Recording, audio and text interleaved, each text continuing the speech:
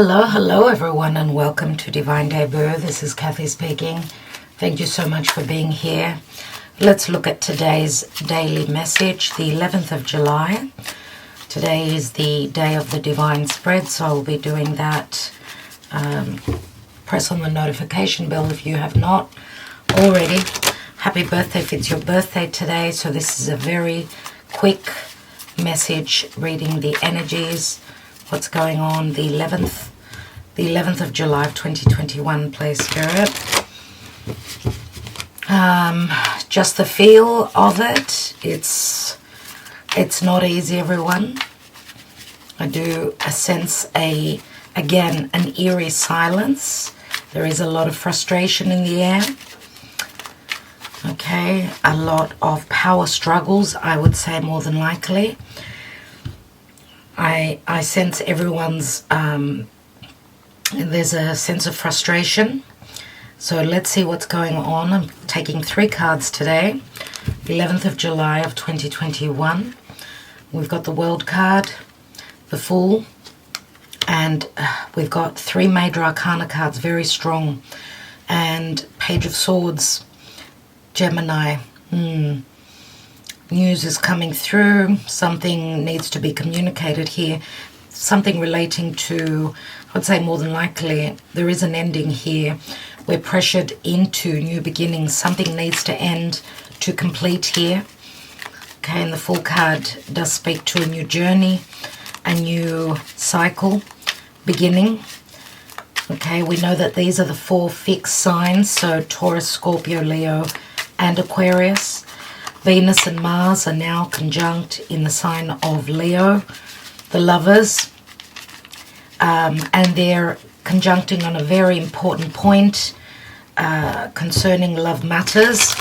Why am I saying it's an important point? It's got a lot to do with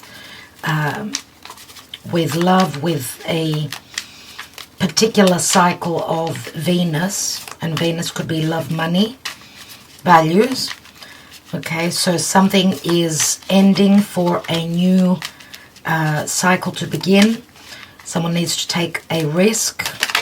Okay, and justice can speak to legalities. It can speak to balance, harmony, and karma. Karma being put straight. Karma, dharma, whatever it is for you. We've got the rider here. There's news coming in. Quick news coming in. Someone's been looking at something very closely. They're going to take a leap of faith, and they're trusting in spirit here. Okay, the focus is on a new beginning here. And yeah, it's something that someone desires very much so. We've got the divine masculine here. Mars is at the 4. He's got the Mars glyph on his chest, so this is something that someone desires. Okay, they feel very strongly about. They're willing to take that risk. They're going to be courageous and take that risk to move forward, maybe even to end something so that they could have a new beginning. Okay, Leo, Sagittarius, Aries, doesn't have to be. We've got Libra, we've got Aries,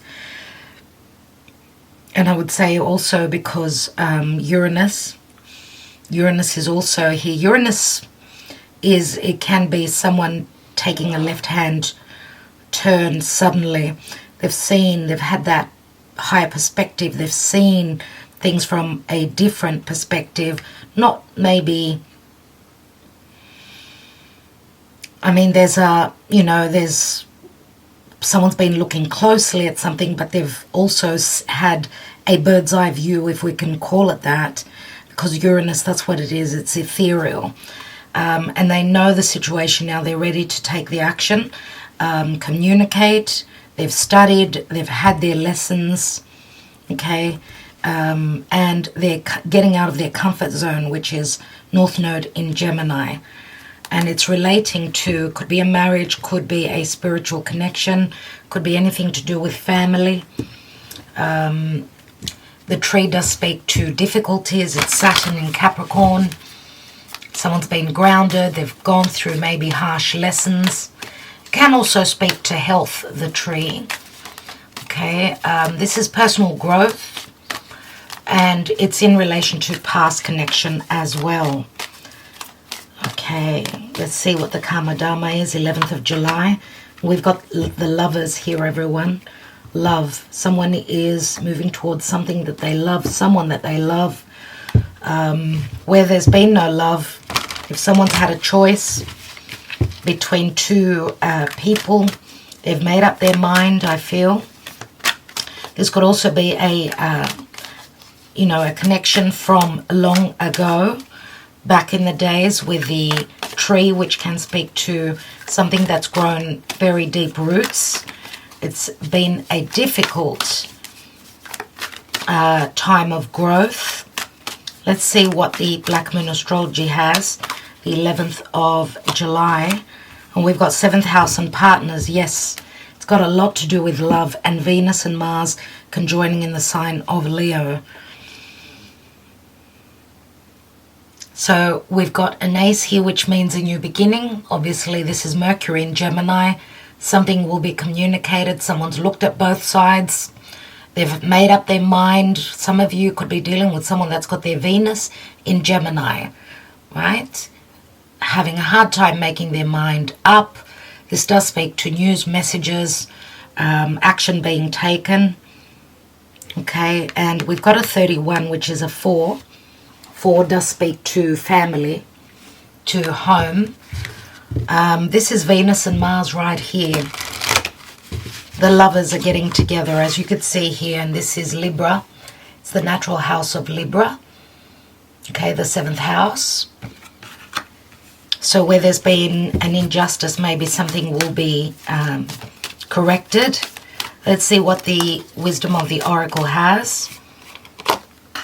And we have mending in the reverse. And it's a number 52, which equals a 7. Mending. Let's read the reversed message, number 52. Something is not able to be mended, I'm going to say. So someone's actually moving on.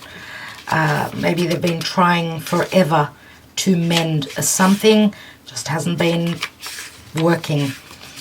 So let's read the reversed message here.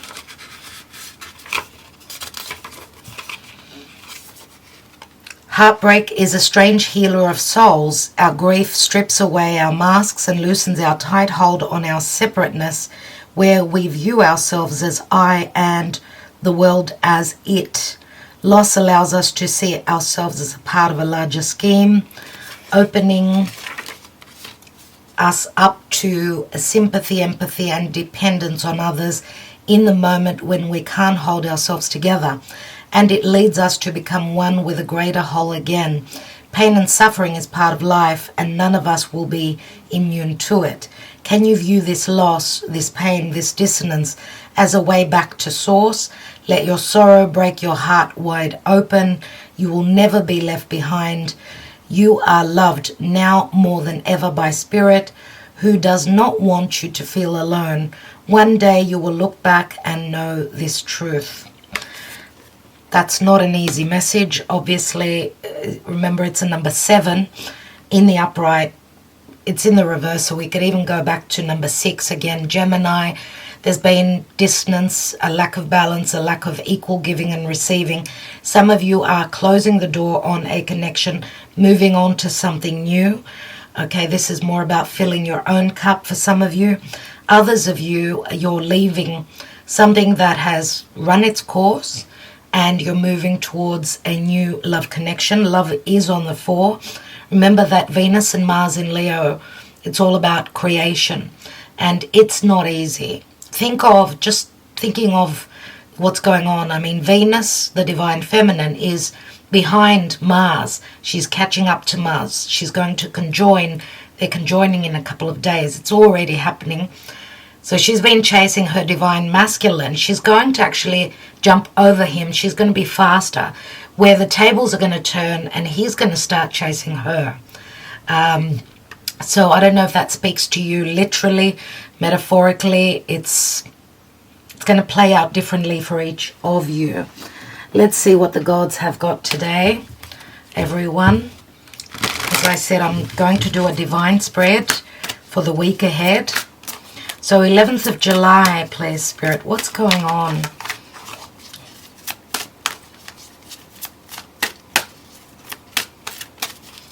July, what are the messages from the gods? What do we need to know? What is important to know? 11th of July, thank you, Spirit. And we have Persephone and rebirth, number 33. It is a master number. Let's read number 33.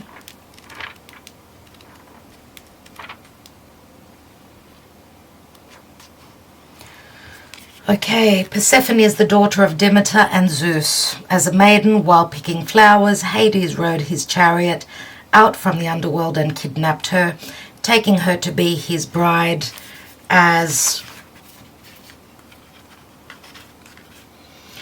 queen of the underworld. Demeter spent years searching for her daughter, allowing all vegetation to die in her grief. Eventually, Zeus sent Hermes below to take Persephone back to her mother, but before she could leave, Hades tricked her into eating the seeds of the pomegranate, which forced her to spend a portion of the year with him in the underworld. Thus we have winter. Whenever Persephone returns to the underworld, the earth becomes cold and barren.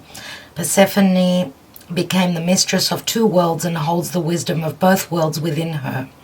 She journeyed through the underworld and returned to the surface. In a sense, she died and she was reborn every year, like the vegetation that dies and is reborn as the season passes. Just looking back at this new moon in Cancer, which we had yesterday, which is right across Pluto, and Pluto is all about death, birth, and rebirth. Okay, so some things are changing for many of us in our homes, in our countries. Remember, Cancer can speak to a literal home where we feel safe, secure, loved, provided for.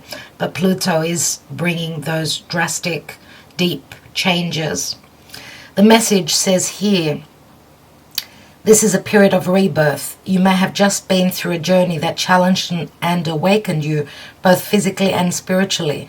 You are surfacing now from the underworld, changed, and you must reintegrate within yourself and your life all that you have learned.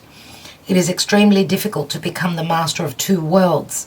When we experience a life-changing transformation, we return to the world changed, yet the world has remained the same. Old meanings hold no value and a sense of displacement occurs. Although this can be a very frustrating, that's the word I used as I opened the reading, period where the regular world no longer makes sense, eventually you will begin to feel new meaning in life, to see the sense in things with new eyes, and to make the appropriate changes to reflect your new life. This is the transformation taking place for you now. You are coming out of a life-changing period and bringing the wisdom from that period into your new life. This takes time, bravery, and exploration. A new you has been born, and you must now give your new self and your new life the love and nurturing it needs to grow into its full potential. And we all know that a rebirth is never an easy thing. And with this new moon, which was actually squaring over to Chiron in Aries, and we know Aries is the warrior. This is a wound that has been picked on. So where there's been self-sabotage or a sense of I'm not good enough for this new beginning, Pluto is transforming us. Okay, because remember that the Fool card is a leap of faith. This is taking a risk, starting something, looking at that wound, that open wound, and taking that leap of faith anyway, having the courage to do that. Remember that the Persephone ate the pomegranate, which was forbidden. Okay, so something that was forbidden has brought on the change or the transformation that we're all going through. Something that was, maybe we could even call it a trap for some of us. Okay, so I don't know what it means for you. I'm going to take one card from the Romance Angel. Just one, please, Spirit, and close off this reading.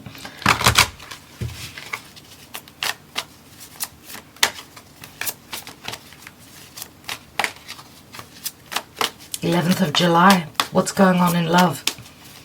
Remember that we've got the 11, the Justice card. What's going on the 11th of July in love, please, Spirit? We have engagement. Your love life is ascending to a higher level of commitment. Beautiful. Absolutely. And engagement means obviously engaging, having those conversations. Doesn't mean that everyone is going to get engaged. It means that your relationship is going on a higher level. It's the vibration is rising. But of course it takes courage. All right. So this is very positive in the sense that love is, and we've got 2 love cards here, 2 relationship cards, right? It's being decided on what's going to happen here. And as I said, if there's no potential in engaging with another person, this will be make or break, okay? And I feel because of all the frustration and the difficulties, it's like separating, letting go, or sort of shedding anything that has not been serving your purpose in love connections, in relationships, generally speaking. All right, everyone. So I will leave you with that. Thank you so much. Sending you lots of love, lots of light. Talk to you in a bit. Yeah. Look out for that divine spread. I'm going to begin that now. So we'll get a bit more information about what's really going on this week. Love you all. Thank you. Ta-da.